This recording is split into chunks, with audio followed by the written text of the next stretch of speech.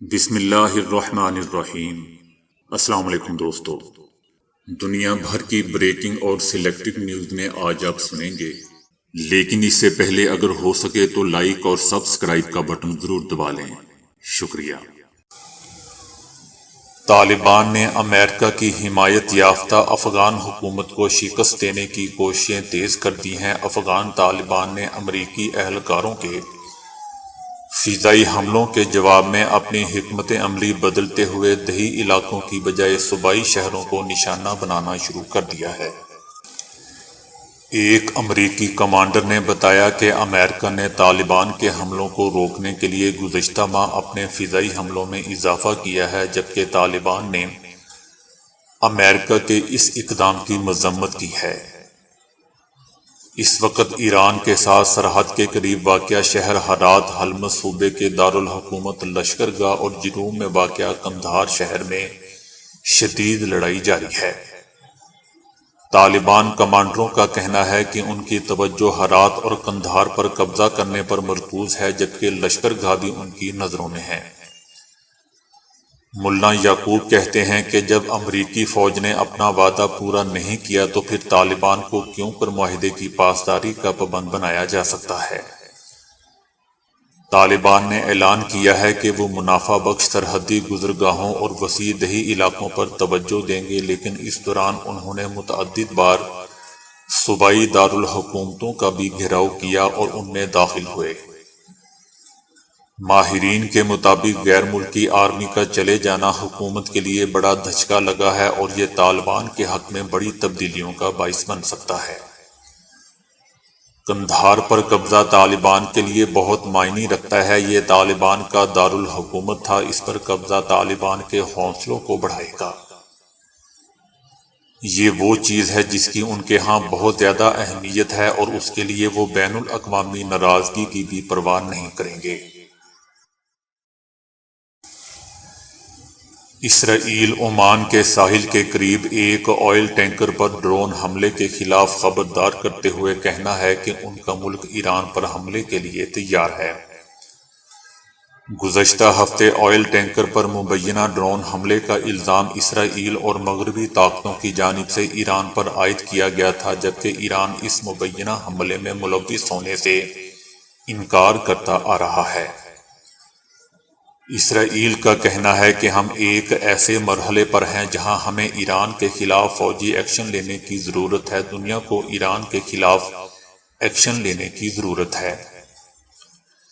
دوسری جانب ایران اس دھمکی کا حوالہ دیتے ہوئے کہتا ہے کہ یہ اسرائیل کی جانب سے بین الاقوامی قانون کی کھلم کھلا خلاف ورزی اور تہمت لگانے کا طرز عمل ہے، جس کی وجہ مغرب کی طرف سے آنکھیں بند کر کے اسرائیل کی حمایت کرنا ہے۔ ہم یہ واضح کر دینا چاہتے ہیں کہ ایران کے خلاف کسی احمقانہ کارروائی سے سختی سے نمٹا جائے گا۔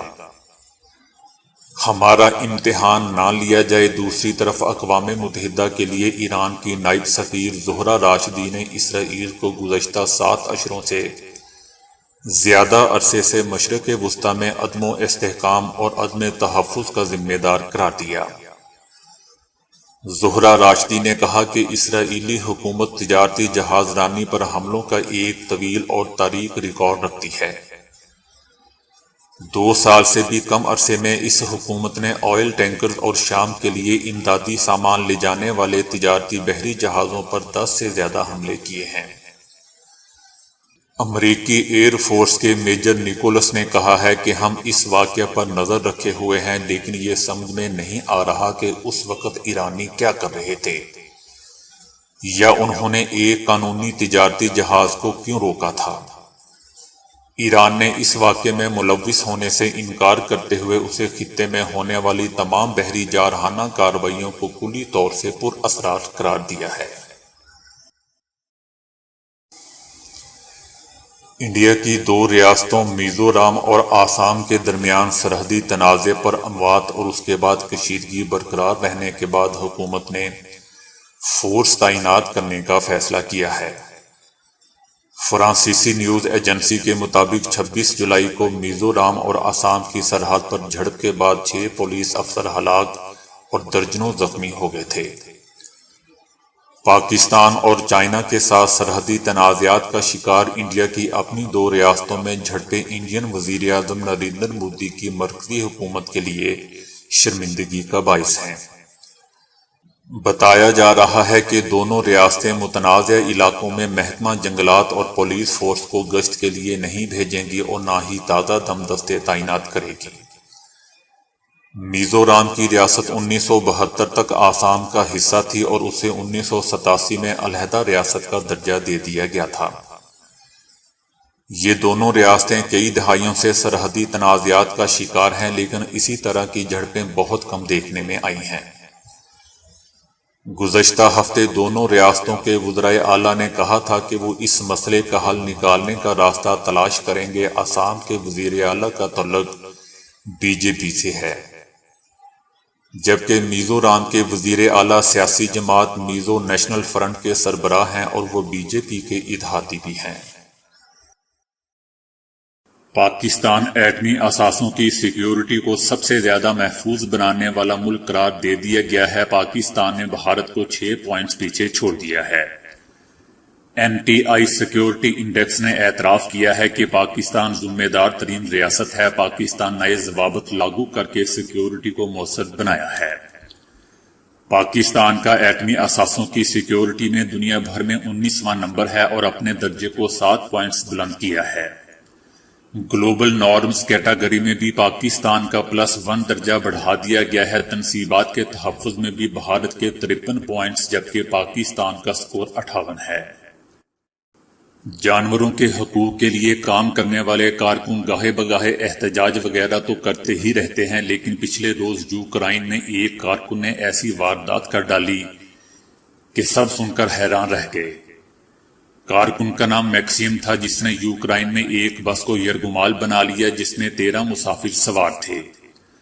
اس کا مطالبہ تھا کہ یوکرائن کے صدر سوشل میڈیا کے ذریعے لوگوں کو ہدایت کرے کہ وہ 2005 میں جانوروں پر ہونے والے مظالم پر بننے والی فلم ارتھ لنکس ضرور دیکھیں۔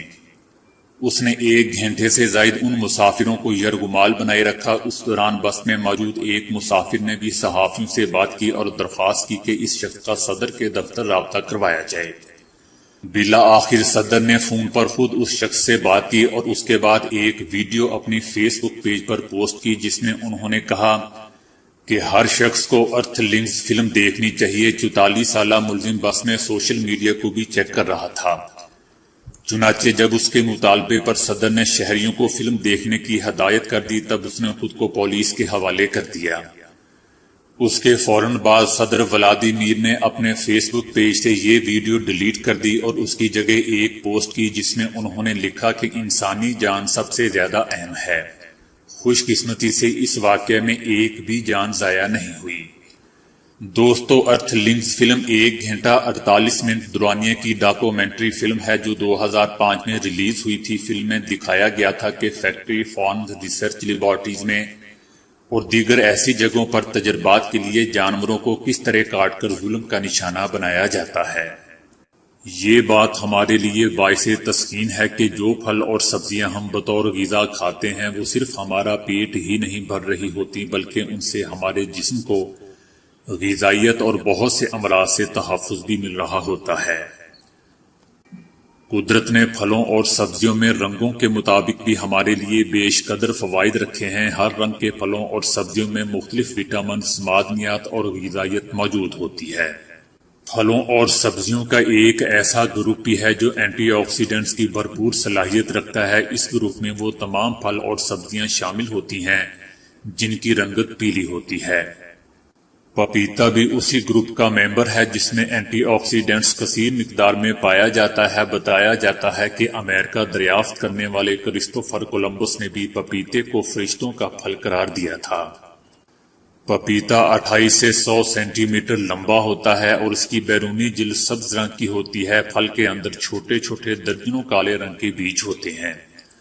سارا سال دستیاب ہونے والے اس سدا بہار پھل کا زیادہ تر استعمال موسم گرما میں کیا جاتا ہے۔